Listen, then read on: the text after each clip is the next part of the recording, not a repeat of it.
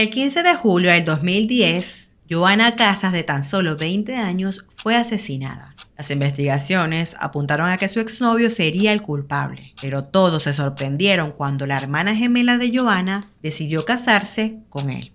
Antes de comenzar, les recomiendo que se suscriban para que así me ayuden a llegar a los 100,000 suscriptores. Una meta que tengo y que espero cumplir para finales de este año. Y sé que con su ayuda lo puedo lograr. Ahora sí, sin más que agregar, rebobinemos un poco y veamos cómo comenzó todo.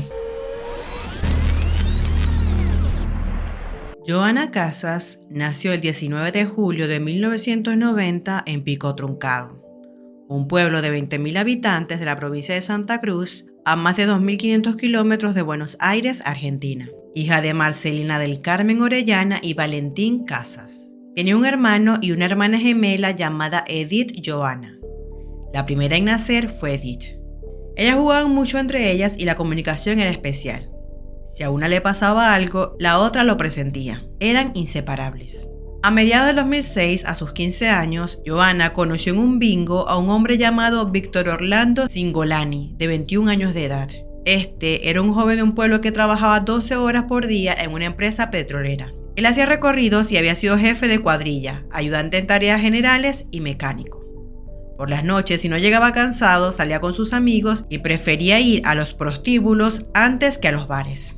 Ese día que se conocieron era un mediodía. Víctor estaba con su madre y una amiga de ella. Johanna, en cambio, estaba en una mesa con su padre y su hermano a unos 15 metros. Ella lo miraba y él se daba cuenta. A Víctor le pareció muy bonita, por lo que en ese instante la miró y le hizo señas. Johanna enseguida se levantó y fue con una amiga al baño. Al salir le tocó la espalda a Víctor, este se dio la vuelta y agarró un papelito que le dio a ella. Allí le había anotado su nombre y el número de teléfono.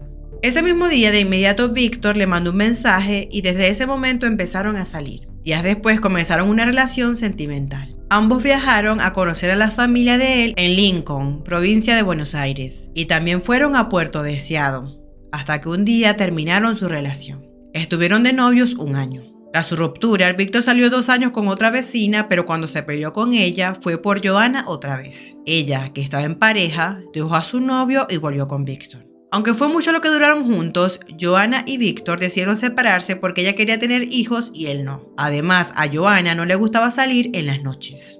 Con el tiempo, Víctor se enamoró de su hermana gemela Edith.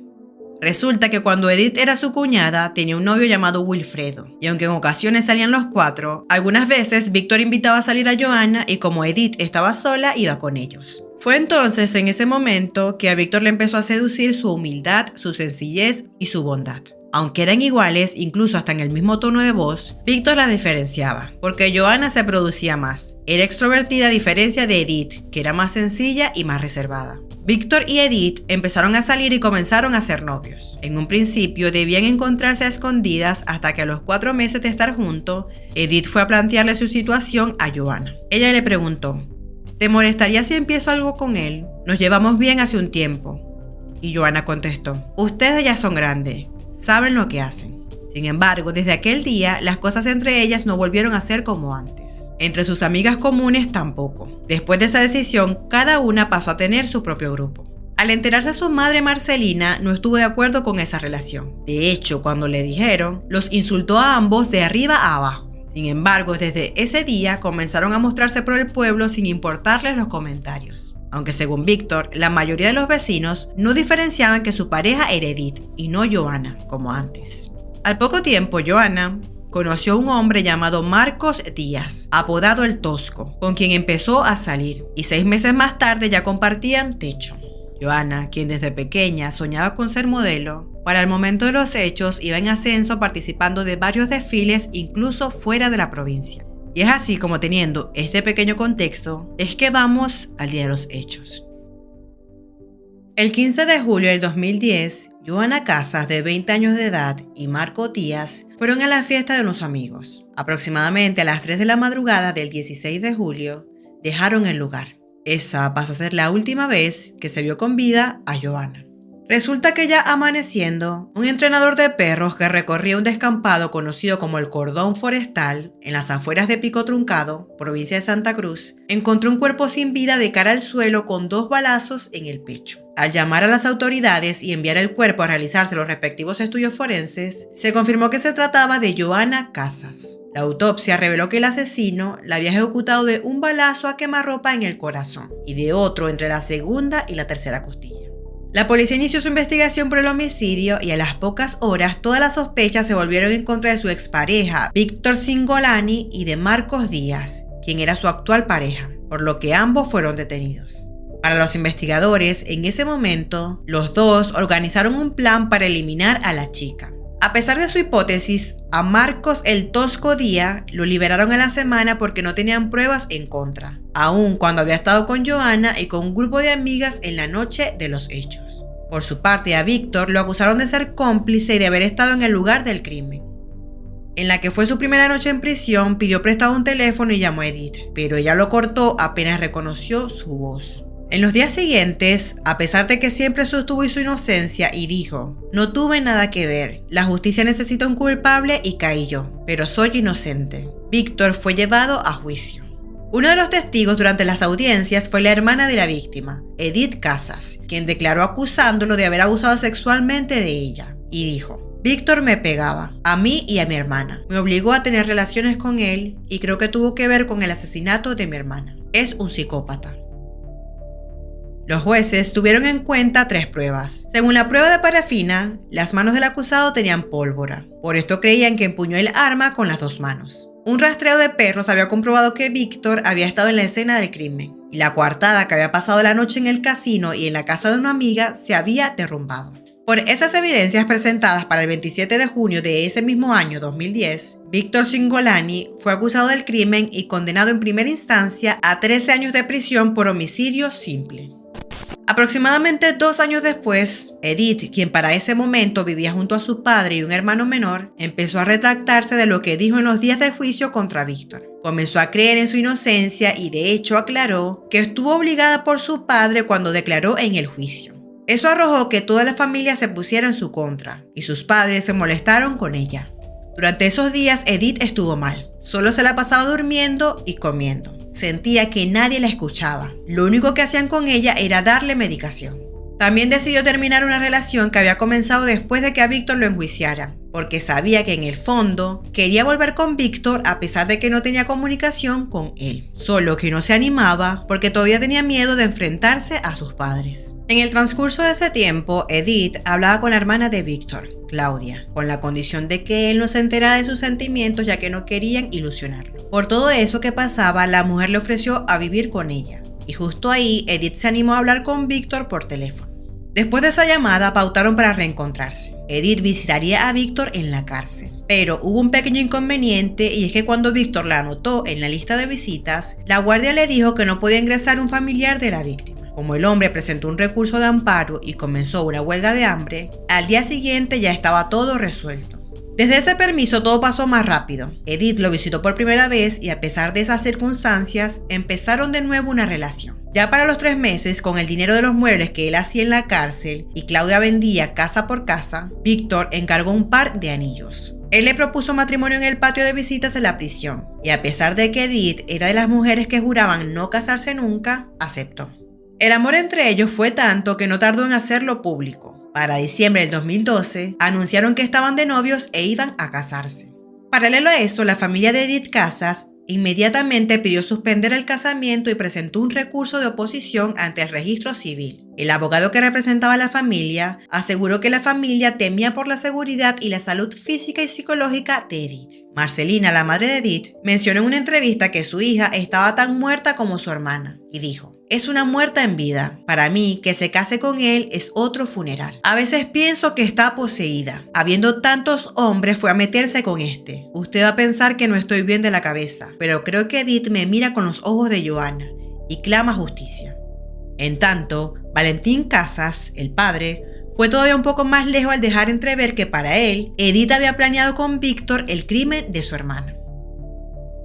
La decisión de casarse alejó aún más a Edith de su familia y también dividió a Pico Truncado en opiniones a favor y en contra de esa unión. A pesar de que la familia trató de frenar la boda, la presentación judicial fue rechazada y finalmente el 14 de febrero del 2013, Día de los Enamorados, se casaron. Ese día, Edith llegó temprano junto a la familia de Víctor, ya que la decisión de casarse la había alejado de la suya. Cerca del mediodía y con un fuerte operativo de seguridad, llegó Víctor Cingolani. Al salir de la oficina del registro civil, a la novia le arrojaron piedras, tomates y huevos, mientras que a su marido, disfrazado con gafas de sol y una boina, lo sacaron precipitadamente de la puerta de atrás de una patrulla, mientras muchos gritaban «asesino». Pese a la polémica que generó la boda y a la oposición de su familia, Edith Casas aseguró que si su marido lograba recuperar la libertad, la idea del matrimonio era vivir en Pico Truncado. En tanto, Víctor, en una entrevista, dijo: «Lo primero que haría si me liberaran es buscar un trabajo y empezar a construir mi familia con Edith. Ya lo tenemos todo charlado, queremos 4 hijos. Un par de noches atrás soñé con que ella estaba embarazada de una nena. Cuando se lo conté por teléfono se puso a llorar. Seríamos tan felices si fuéramos padres de una nena. Ese es el sueño de los dos», mencionó. Meses después del casamiento, el caso dio un giro cuando de pronto fue arrestado Marcos Díaz. Resulta que mucho tiempo después del juicio de Víctor, en las investigaciones del homicidio de Johanna Casas, las autoridades obtuvieron una muestra de ADN realizada en una colilla de cigarrillo encontrada en el lugar del crimen. Este incriminaba a la que era pareja actual de Johanna, Marcos Díaz, debido a que los resultados concluían que había sido fumada por él. De este modo, las pruebas lo situaron en la escena del crimen. A raíz de eso, Marcos Díaz fue buscado por la justicia durante 2 años que estuvo prófugo, hasta que finalmente bajó los brazos y se entregó. Marcos el Tosco Díaz fue llevado a un juicio en Caleta, Olivia, acusado como partícipe necesario del homicidio de Johanna. Durante el juicio, que duró 3 semanas, entre los testigos estuvo Edith, quien sostuvo permanentemente que Díaz fue quien mató a Johanna y no tenía dudas de ello. A su vez, lloró varias veces durante su declaración, pidiendo al tribunal que se hiciera justicia. También declaró que para ese momento de los hechos no mantenía una buena relación con su hermana y que se había distanciado desde su acercamiento a Cingolani. A pesar de eso, resaltó que la madrugada del asesinato empezó a sentirse mal y no sabía qué le pasaba. Eso fue entre la 1 y las 5, y a Johanna la mataron a las 2. Durante otra audiencia, declararon los padres de Johanna, quienes coincidieron en afirmar que la relación entre su hija y Marcos Díaz era complicada. Para Valentín se trató de un crimen premeditado. Lo que cambió el rumbo del caso fue la postura del fiscal. En medio de las audiencias les presentó a los camaristas una ampliación de la acusación. Para él, Díaz fue el autor material de la muerte de Johanna y el único que estuvo en el lugar del hecho, por lo que los jueces hicieron lugar a su pedido y consideraron por mayoría que Marcos Díaz fue el autor material. Finalmente, Marcos Gabriel Díaz, alias El Tosco, de 39 años de edad para ese momento, fue condenado a 12 años de prisión por el homicidio simple de la que era su novia, Johanna Casas. Tras conocerse el fallo, Díaz se limitó a agachar la cabeza y al salir de los tribunales dijo: «Esto es injusto para mí. Se va a tener que hacer justicia. Yo creo en Dios». El representante del Ministerio Público aseguró que aunque en el proceso solo se le enjuiciaba a Díaz, se tomaron en cuenta las pruebas en relación a Cingolani, a quien la misma Cámara ya había declarado culpable. En el expediente se describía a Tosco como un hombre violento que solía espiar desde el techo a sus novias, que no las dejaba salir y peleaba con cuchillos con sus rivales y hasta le disparaba en los pies para hacerlos zapatear.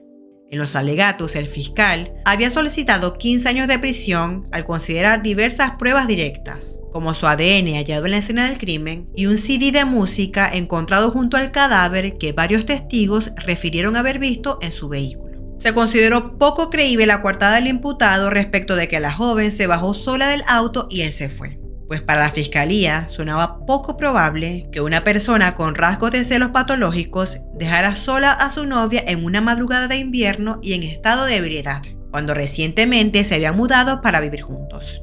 Por su parte, Carlos Toledo Vargas, abogado defensor de Díaz, anticipó que apelaría el fallo y dijo: «Díaz fue partícipe necesario del hecho y no el autor material». A partir de aquí, el abogado de Víctor Cingolani empezó a pedir la inmediata libertad de su defendido. Mientras tanto, tras conocer el fallo, Edith afirmó que por fin se hizo justicia y que ella siempre presentía que el que mató a su hermana fue Marcos Díaz. Asimismo, hubo distintas reacciones respecto al fallo. Para la mamá de las gemelas, Marcelina Orellana, no mereció comentario alguno.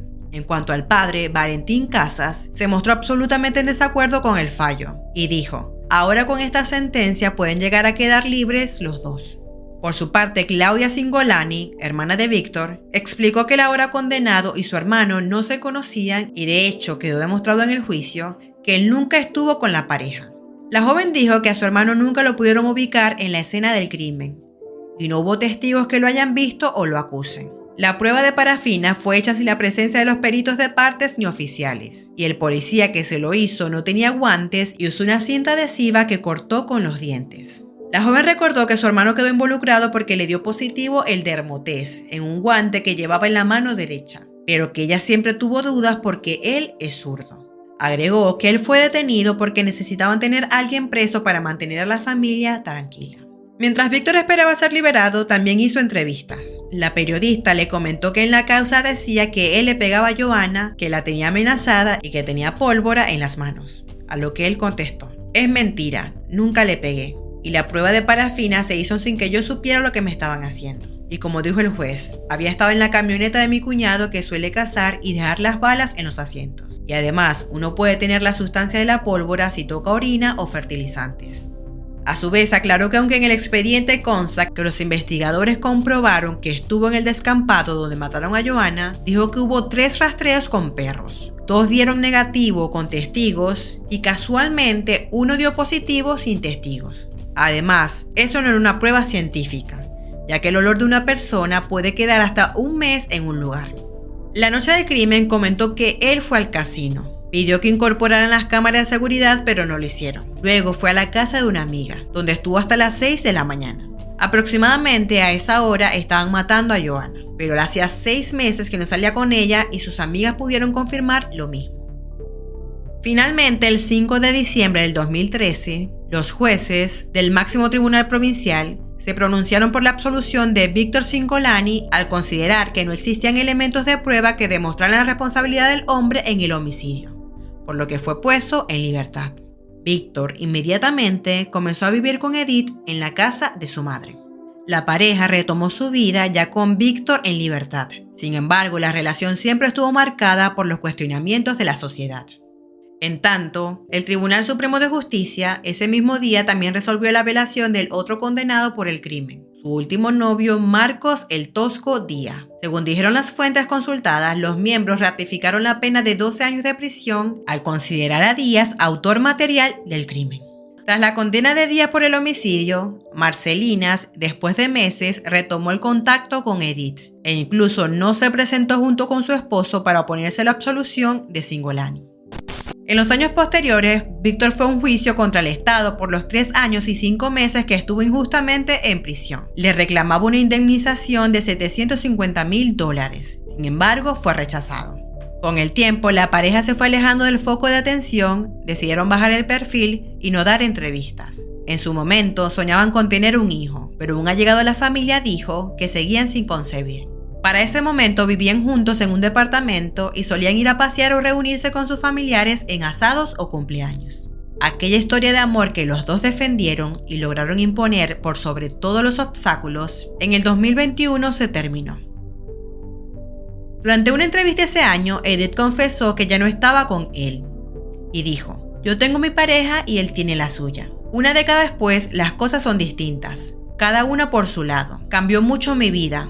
Estoy tranquila, mi hermana está siempre en mí, la recuerdo todos los días. Y es que tras separarse de Víctor Cingolani, Edith volvió a formar una familia. Para ese momento estaba en una nueva relación sentimental con un hombre llamado Mauro Farías. Durante su cumpleaños número 31, decidieron reunirse y al salir a recibirlos, les dio la noticia que estaba esperando un bebé. En cuanto a Víctor, no pasó desapercibido cuando un año antes, en el 2020, viajó a España y cuando regresó descubrió que estaba infectado con COVID. Fue el único caso de pico truncado y después de pasar un mes internado le dieron el alta. Algunos vecinos lo acusaron de no cumplir con el aislamiento. Pero bueno, hasta aquí el caso de hoy. Como siempre les digo, cualquier duda, comentario o sugerencia para un nuevo caso me lo pueden dejar en la caja de comentarios. Aquí les dejo 2 videos recomendados y mis redes sociales por si quieren seguirme. Mi nombre es Mayra, pero pueden decirme Machi. Nos vemos en un próximo video.